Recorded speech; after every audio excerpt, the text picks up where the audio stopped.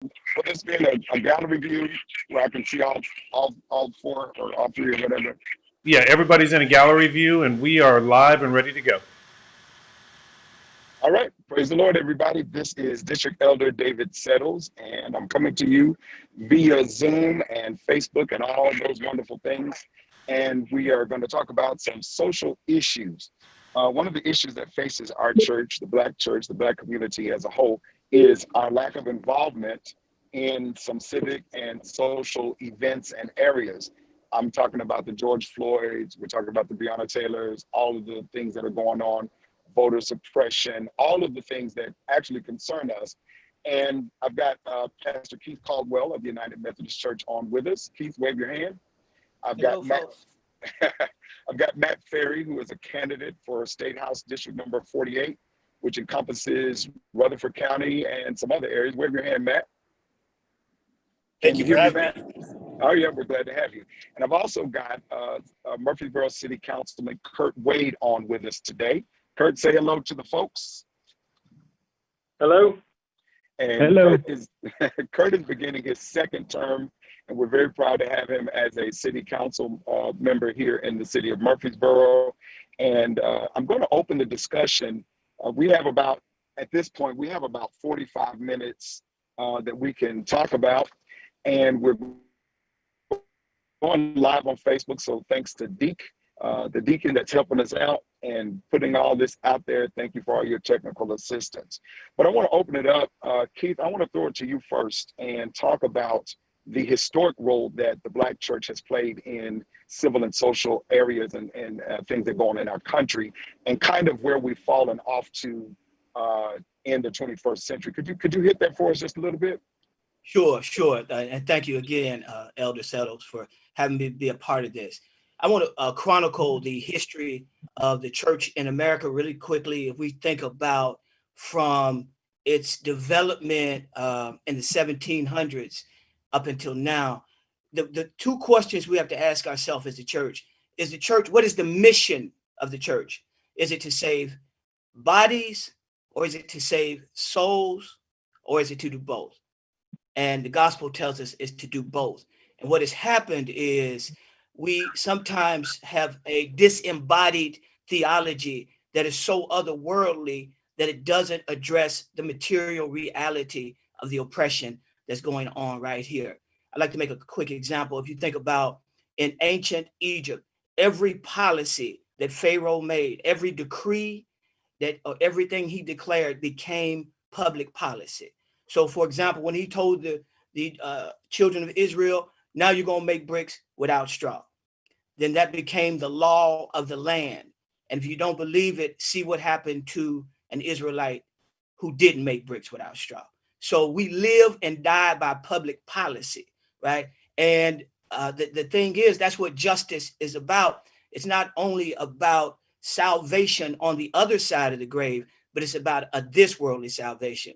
There have been moves through the early 1800s to have a escapist theology. So everything is going to be in the sweet by and by, yonder ways, when the wicked shall cease from troubling and the weary will be at rest, right? But then you can look around and you can see folks who have justice on this side of the grave.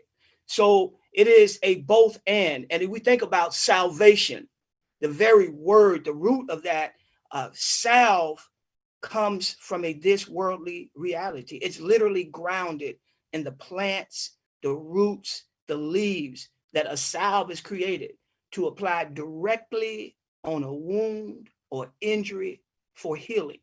So salvation and when we talk about this salvation, it and liberation, they are, while not identical, they are inseparable, because you don't get one without the other. Now, we've had moves of the Black church, particularly in the 20th century, with the American Civil Rights Movement, Dr. King and Rosa Parks and others who reclaim that. But as soon as we reclaim it, then there's movements, there's public policy to begin to take that away again. And so I don't know how far you want me to go with this, but we can continue, David. You're going pretty good. I'm enjoying it. and that's very, very true. And that's something that I guess we're needing now. And a lot of times I think what happens with the church is that we kind of get complacent when everything is okay. We got nice houses, we got cars to drive in, we can get the job that we want, all of these things, but we forget that there's always going to be something that we need to be thinking about on a social level. Yes. Kurt, I want to throw it to you now just for a minute, and I want you to address some issues that you've had in getting, how should I put this? Because you're a politician, I'm a politician, Matt's a politician, Keith, not so much. But the difficulty in getting some inroads into some of our Black churches as far as being politically active, or at least allowing some of our elected officials to even address the people in their congregation. I know that's a problem. So can you talk to that a little bit, and how we can kind of, and the need for it, why it's necessary that we are able to do that?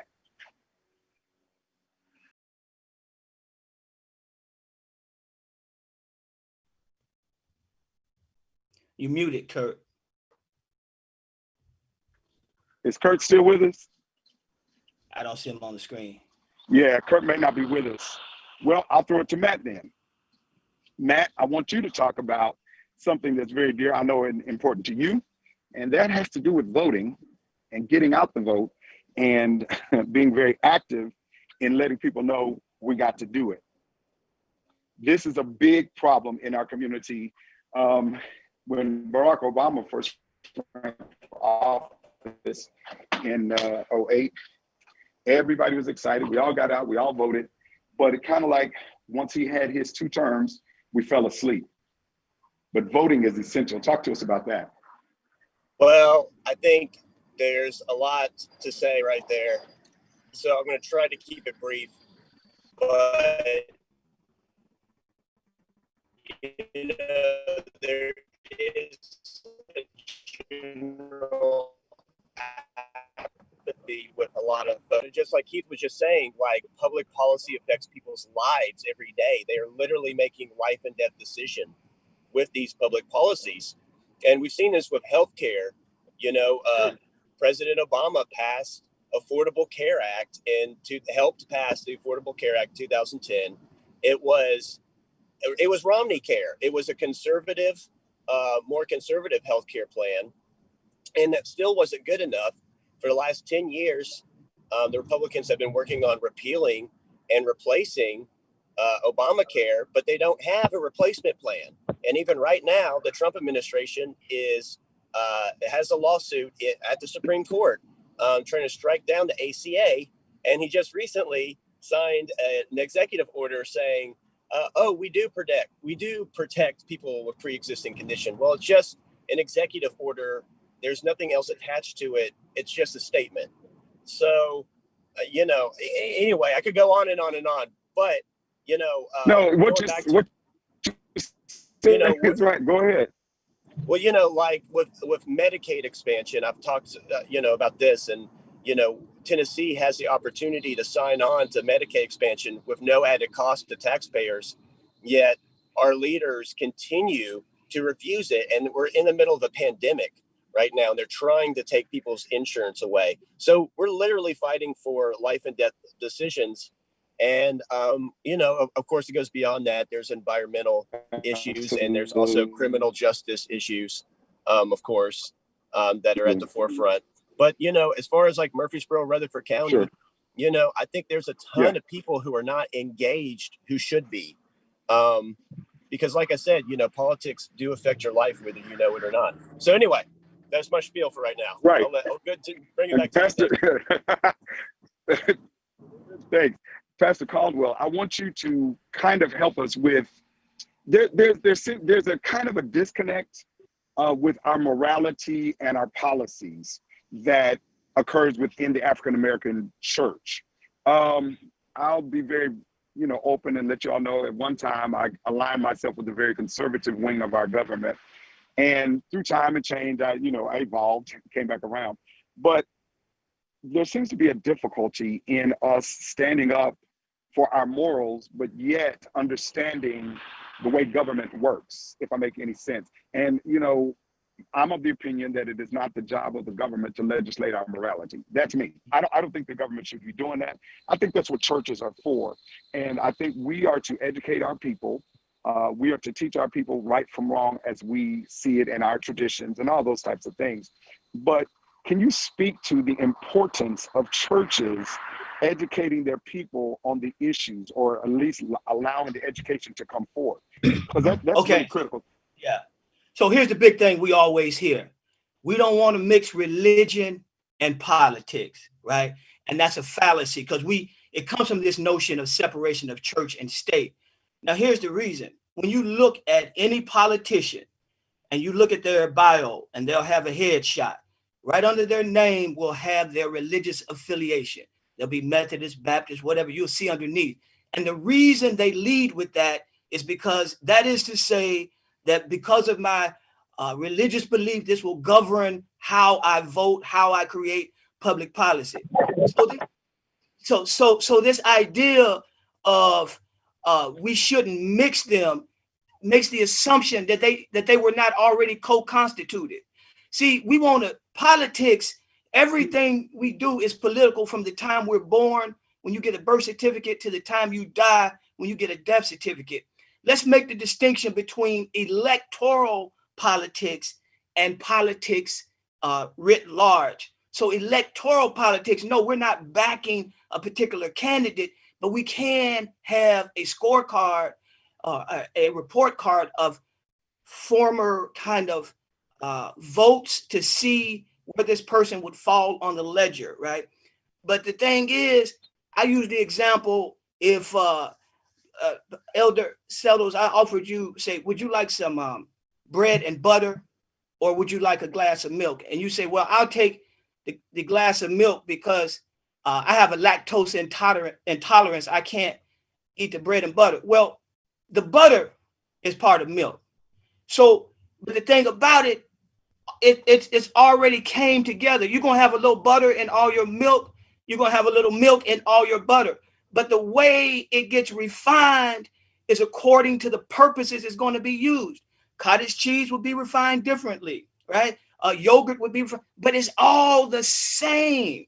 So the thing about politics, to say that Jesus Christ is Lord is the most political statement that you could ever make, because it at once says, and the emperor is not, and Pharaoh is not, and who our Lord is who we are going to serve. So if the empire says for me to do a practice that doesn't consistent with my beliefs in my Lord, then I'm going to pick up my cross and follow after my Lord. See, that's where the rubber meets the road. And if you don't get down to this conversation and distill it down to this, because it's not the great buy and buy, it's the inbreaking, this escapism. We want to run somewhere else. But the thing is, Jesus said, these things and greater shall ye do in the earth, in space, time, because of the Comforter, which is the Holy Ghost that shall lead and guide you in all truth.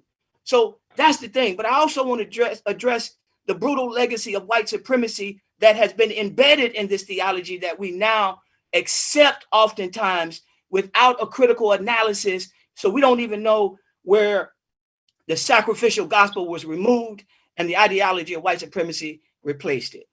And if you like, we can talk more about that at another, further down the conversation.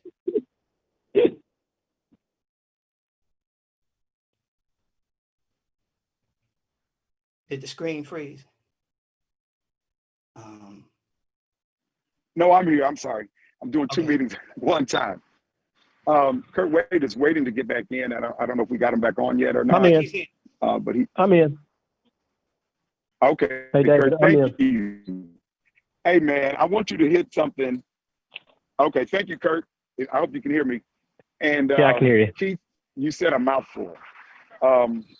We got to be more vocal about what affects us. And Kurt, I want you to hit something, because a lot of times what we're running into, like I said, I'm a politician, you're a politician, you have to get votes. But some of the churches, and I don't think this is unique to the area that we're in, which is just Rutherford County and Murfreesboro, but I think probably it's emblematic. Some of the churches are hesitant to even allow you to come by to tell your people, you know, this is what's going on, or I want to have your vote, or those types of things, because they're afraid of, you know, I don't know, losing their tax exempt status. They don't want to seem political, all those types of things. But can you speak to how that affects particularly African Americans that want to rise in positions of leadership, when really the majority of our votes are going to come from our community, and the majority of our community that votes are in churches? Can you talk about that a little bit? Okay. Hey, I appreciate you guys having me on today. But before I tell you that, David, I want to say I got invited to a meeting on Wednesday here in Murfreesboro, and I really didn't know what I was walking into. The House Speaker came down, Camden Sexton, Republican, and I was invited to this meeting. They're in a boardroom, and I'm coming from another meeting, and I'm late. When I walk in, I'm the only one that looks like me there. And when I get there, I just walk in. I didn't know what I was getting into, but when I walked in, they were just talking about the Republican views and what they think is going to happen within the next 2 to 3 months. One of the first things they said, Trump is getting ready to nominate a woman. It's going to cause mass confusion. That's why we think Trump is going to be able to get over its top, because we're going to overreact and it's going to make more people go out and vote. Then they start talking about local politics. They basically said, we think we've got all the local politics, especially here in Rutherford County. Only one we're afraid of that might not have a chance is Sparks, but he always comes through like he always does. Just like we're meeting today, they do it all the time. We need to be prepared, and we're not prepared. I've said this when I first ran 5 years ago, my first term. The Democratic Party came to me and said, hey, can we run your campaign? Let us run your campaign. Let us take over your campaign. I said, absolutely not. I can run my own campaign, and I can run it without you. We can work together, but we don't know how to work together. Until we learn how to work together and move forward, we're going to always be 2 steps behind. And that's where we are right now. So I just had to speak on that right quick because that was on my mind. But let's go back to the churches. So when I ran my last campaign, I basically went to the pastors and said, hey, I'm getting ready to run this second campaign. What can I do? Can I get your vote? Can we get your congregation involved? And they basically said separation of church. They didn't want to do that. You know, I only had one minister. I went on Facebook Live with him, but nobody else would do it. We knocked on doors. We knocked on doors in our neighborhood. We were trying to get people registered to vote. It's hard to get people galvanized and really understand the importance of what voting means. They don't understand when you go in front of that judge, how that judge was appointed. They don't understand when you go in front of that district attorney, how that guy got that position. I think we need to break it down to people to get them to totally understand what it means to vote and what your vote really means. Right now, I think we're lost in that concept of understanding how crucial the vote is. We only got 4% minority vote in our election in August. We've got over 180,000 people here in Murfreesboro, and only I got 7,000 votes, and only 4% of that was minority vote. That's ridiculous. That's pathetic. So how do we change that?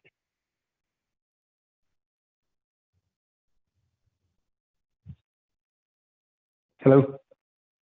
Yeah. I think, Pastor, you are muted, Settles. I'm back. I'm sorry. Yeah. So yeah, I'm juggling 2 things, but no, how do we change it? That's the question.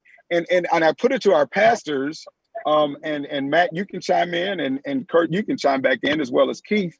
I put it to our pastors because and this is a kind of a church group that we're dealing with, that we're doing this forum for, because we need to communicate to our people the importance of voicing their vote,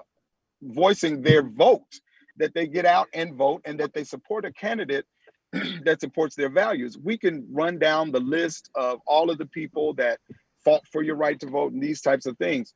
The reality is, especially in our tradition, our membership is looking to the leadership for what to do. If we push them in a certain direction, we kind of know that they're going to do it, but we're not opening our mouths enough. We're not being vocal enough for the fear of appearing political. But how do we frame the conversation? And I think that's what a lot of the pastors that may be watching want to know. How do we frame the conversation, Keith, about voting and about the civil things that are going on without sounding overly political? Okay, here's what we do. There's two great points to this. And brother Kurt Wade, you touched on it about education. Here's the two things. One is we have Jim Crow politics in Murfreesboro, Nashville, everything right now. When we did that, Murfreesboro loves when hate was going to be Charlottesville 2.0 came to Murfreesboro. I helped to lead that. You know, we had maybe 3 or 4 black pastors to say something outwardly. A lot of folks wanted to have a prayer meeting on another night somewhere else and stick their heads in the sand. And it wasn't the fear of appearing political. It's the fear of what they're going to do to you when they know that you're not afraid. Because look, let's track Christianity Christianity is a 2,000-year-old tradition, as we know, right? From the time of Pentecost in Acts chapter 2, upper room. If we come to 1492, y'all remember when Columbus sailed the ocean blue, and look up Doctrine of Discovery. This was the church that was telling the white church that whenever you go into a region, to conquer it, vanquish the people, subdue the land, take it, for it is yours. See, this is Pope Leo, and this is what's happening. 1492, Isabella and Ferdinand send Columbus, right, into the New World. But what happens when Jews and Moriscos, who were ostensibly Arab and black, converted, in order to be a citizen of Spain, you had to be a Christian. So when they got baptized, they said, well, your baptism isn't complete because of the continuity of your bloodline to Jews and Moriscos. So in that historical moment, Christianity ceased to be about a conversion into a set of faith practices, and it became a biopolitical reality. Christianity turned white in that historical moment. And it sailed across the Atlantic on the Nina, the Pinta, the Santa Maria, and the Mayflower, with the interiority of Christianity gutted out and the ideology of white supremacy replacing it. That's why you could have the transatlantic slave trade for human beings who have been dehumanized, right? And so you get to the colonies and you get here and you don't make the distinction between white supremacy and Christianity. Then you continue. So you have a revolutionary war where you talk about give me liberty or give me death, that all men are created equal except who you have dehumanized. So white supremacy is not only a bad idea, it is demonic, because it subverts the back. When Jesus says, whosoever will, let them come, right? It subverts the Genesis narrative of creation, that every human being is made in the image of God, the Imago Dei, and it also subverts the sacrament of baptism. So a lot of times you think you're practicing Christianity, but you only went back 500 years. You got to go back to the first century, Matthew, Mark, Luke, John, and Acts, and get that Jesus of Nazareth, because the white supremacy hijacked the iconography and the images. So some of you have said, well, it's in my Bible. No, you have not interpreted, and you got to do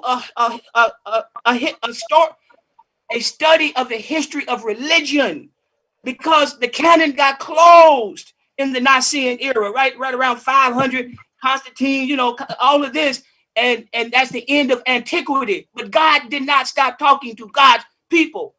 So you worshiping white supremacy when you do that. I have been guilty I of it. think we found Keith's button. I Yeah, think we found Keith's, Pastor Caldwell. I think we found your button, brother. But what you're yeah. saying is very true. There's a book called White Too Long. I would recommend every pastor Sure. get this book. It is a definite look at the role of white supremacy in. You've been awfully quiet, pastor, but you're a politician. Jump in here about some of the oppression that has been inflicted on minorities as it relates to the church and how that works to keep them subverted. We're talking about the Christian Coalition.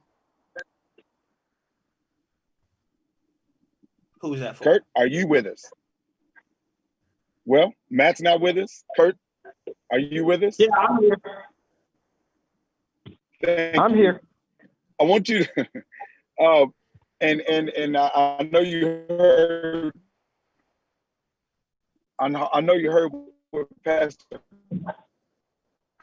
Paul was talking about, and Murfreesboro loves event, and those sides. One is white and one is black. The black church is actually a mission church of the white church, and what we find out is a lot of these churches, when you go into your city, if you say first this one and you have a white one and a black one, and both of them say, and what happened is the whites in the area did not want blacks worshiping with them. So what they did is set up their own church for them, per se, and use it as a mission. And that was to separate the races, to keep everything where it was supposed to be. And what we have done is we've never reconciled this. This is still going on, but politics, it becomes important that we look face on, don't hide from it, but acknowledge what's going on and educate our people. Kurt, I remember that, and educated people on the importance of their vote. Can you talk about that group, if it's still active, or what's going on with it, or how even somebody can contact them to have them come and do some education where they are? With Warren and Robert. Absolutely. Yes, sir. Absolutely. Yeah. Well, I think what David is referring to is I had a group of young men, and what we did is when Miss Madeline Scales Harris was running, we basically hit the educated Greek community and went and just talked to them and just talked about the importance of when to vote and what you're voting for, and letting them know that every election is important, starting at the local level all the way up. I think sometimes we take this thing for granted that everybody understands what voting means. And I think that's where we are in our society today. We've taken this thing for granted for too long. And we've got to teach people, because we assume that because we know, everybody else knows. And that's not the case. And so what we tried to do was just go meet with different organizations and just sit down and have an open conversation of voting and basically teaching them and getting them to be responsible. Because if they're educated, they're going to take it back to the people that they know and let other people know. And that's really the key, is we can educate a couple people where they can take it back out and they can start educating people. We're getting the message out there, how important it is to vote and what it means to vote and how it affects us on our daily life. And that's what we got to get some of these people that say voting doesn't mean anything. Those are the people that we need to reach. Those are the people we need to get to sit down and talk to, because bottom line is, whether they know it or not, they're being affected on a daily basis. Thank you for that. Yep. Thank you for that, guys. Like I say, I'm doing a couple of things, but absolutely, We have to educate our people. And this is one of the reasons that I press for this in our council. And because as a Black church group, we can't, like you were saying earlier, Keith, we can't just focus on the spiritual part, which is good. We do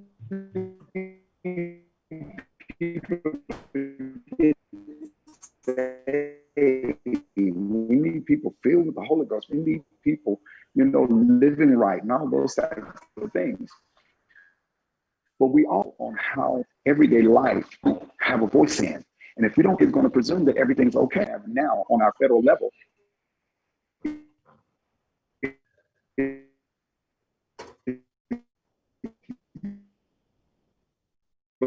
Because he spoke up enough, said just enough crazy stuff that somebody don't speak out. We don't do as pastors, as leaders, we got to be in a position where we're educated. We're educated first. Number one, we have to be educated. We have to know what we're talking about. And then we have to educate our people so that they know what they're talking about. We got to put it out there. We got to encourage people that they can get involved, and it ain't no sin. That's where a lot of it comes from, especially in our tradition. I've heard people when I was a kid use the expression, "Oh, I don't vote, I pray." How crazy is that? I just pray. Whatever the Lord's going to happen, have happen, it's going to happen. Well, we got to do more than just pray. We got to put feet with our faith. And I think we have enough Bible to back us up on that. Keith, it sounds like it's you and me now, man, along with Kurt, because Matt is gone. But am I making any sense? And we're gonna wrap up in about 5 minutes. But help us out. I'm gonna give you guys some closing. Let me amen you on that, because people talk about I don't vote, I pray, or God put this president in. First thing I tell you, God don't vote, right? God does not vote.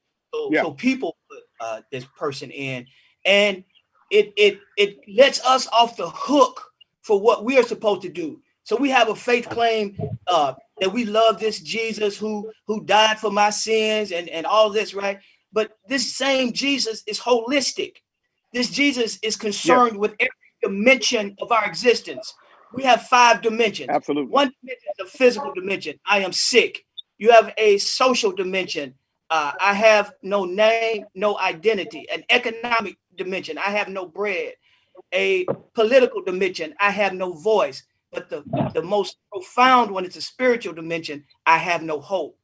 And what you got Negroes who've been beaten down so bad that they so afraid of Mr. Charlie, they rather put it on God than on Mr. Charlie. And let me say this, that is a sin in itself, because we are not supposed to be enslaved. We are not supposed to. He that the Son sets free is free indeed. Yes. So doing the deed is, how do you live into your faith claim? I know this sounds strong, and your itchy ears haven't heard it this way, because they want you to kind of just have you in an anesthesia, right? To where you just kind of numb and all happens to you. But the 3 things that they didn't want for an enslaved human being was you couldn't own land, you couldn't learn to read, and you couldn't establish family. And also the vote, right? So the whole reason for a civil war and the point of Reconstruction, because the 13th Amendment is the public policy that we living by now. So they didn't just pray for Lincoln to free the enslaved people. It had to be a constitutional amendment, right? And so there should be no slavery or indentured servitude, except it be for punishment of a crime. And now the crime is being Black. And you have to understand, criminalized our very being through the same legacy of white supremacy that we have to deconstruct. So let me say this last thing. When I'm talking about deconstructing the brutal legacy of white supremacy, I'm not talking about tearing down white people. Please hear me. Right. Because Christians' primary identity is as a child of God, not as white supremacy. And Black folks can practice white supremacy through internalized colonization. I don't like David. I can't put my finger on it. I just don't know. I can't put my finger on it because my finger goes right here. I don't like myself, and I don't like what you remind me of myself. And until I can come into a self-love and lay it at the foot of the cross, I'll never know love. Yes, sir. Very good. Thank you, Keith. Man, that is powerful stuff. Hey, Kurt, give me some final words. We're gonna get out of here, man. All right, Talk to us about what we need hey, to I do. appreciate this. Brother Keith, I'm telling you, I appreciate you bringing it home because I think we're all on the same page. And, Yes. and that's the key. We have to be all on the same page to get anything accomplished. When you can tell that we hadn't been on the same page because we're still talking about this now. Absolutely. I would say this, I'd like to have another one of these calls and making sure, and then let's push some kind of agenda out of this to lead to something. Let's meet. Let's have a meeting. Let's talk with people. Let's see if we can continue to try to make a difference in our community, because that's the key. We got to educate these people. We can talk about it until we blue, but we have to educate these people. But we got to have people with backbone. I've said it all along. We can talk it, but you got to be able to bag it up. I'm gonna tell you now. Absolutely. I'm not afraid of anybody. I'm afraid of God. But that's I it. can vouch. But I can anybody vouch else, that. I'm not a politician. I'm just somebody that just happens to be holding a seat. That's it. Yeah. You can't tie me down. You can't tell me how to vote. Absolutely. I'm my own person. Amen. There you go. And that's the way my dad ran when he was city councilman. Yeah. And that's what we've got to believe. Yeah. And we've got to believe. And my dad taught me I can do anything that they can do, but I can do it better. Just give me an opportunity. But you got to have a seat at the table, and we don't understand how important it is to have a seat at the table. And hell, when you get there, you got to do something with it. That's the key, and we got to get our people to understand that, and we got to get our young kids to understand that as they continue to grow.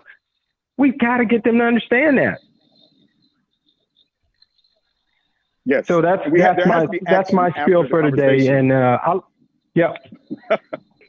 Good stuff. Thank you for that. Because there's something very important which I'm making note of, and that is we can protest, we can march, we can holler, we can scream, all we want. but until we take action, get in that booth and vote and get people out there we don't feel have our best interests at heart, nothing is going to matter.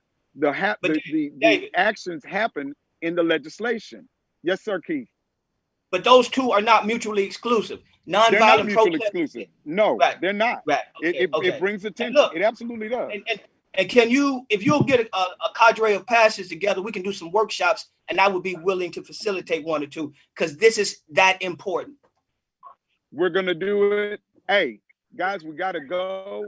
Thank you for your participation.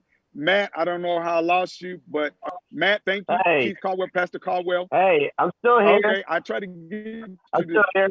I was just gonna fit in one thing. Okay, go ahead. Real quick. Is I loved everything that Pastor Keith had to say and Kurt Wade, and absolutely true. And it reminds me of that saying: if you don't have a seat at the table, you're on the menu. There you go. And I think a lot of people don't realize that. They don't realize how politics impacts their life, and they do need to be educated. And it starts beyond election years. You and me were talking about this, David, about how it's gonna, in 21 we need to build for 22. We don't need to wait until 22. And so absolutely. I think starting a group that maybe tries to go out there and register people or just tries to get them active in civic life. I know like groups like Equity Alliance is doing that in Nashville. Yes. We could, perhaps partner with them or create our own thing. But, I think doing something like that and having it year round would be beneficial to a lot of people, because there are a lot of unrepresented people in Rutherford County, whether they're, Black, brown, or Asian. There's tons of them. And to say that, that we are living in a time that is past segregation is an absolute lie. I have gone out and seen parts of this county and parts of this city that have frankly blown me away. And I've realized how absolute privileged I am. Right. But, there is a lot of work to do, and I'm willing to help out any way I can. So thank you so much for inviting me on today. It's very good to hear from all y'all. Yes. Let me say this, bro, because that's where I'm at. These are the people that I know. But the same thing is true in your community. You have issues in your community. You need help in your community. Reach out to us. We want to educate people on how to get things done in a organized manner, whether it's marching, whether it's protesting, whether it's voting, whether it's getting people elected. We got to learn how to do it in Shelby County, in Henry County, in Decatur County, wherever you are. We need to learn how to organize, get people together, and make things happen, right? For the betterment of our community. Guys, thank you so much for being with us today. We will follow up with this conversation. I want to say thank you to my chairman, Bishop Jonathan Pulliam from Decatur, Alabama, to all of the leadership of the Alabama-Tennessee Regional Conference. Thank you to our technician, Deacon. Thank you so much. Listen, I hope you enjoyed this. Share this video, pass it along. Let's get in some good trouble, okay? God bless you. We'll see you real soon. Thanks, everybody.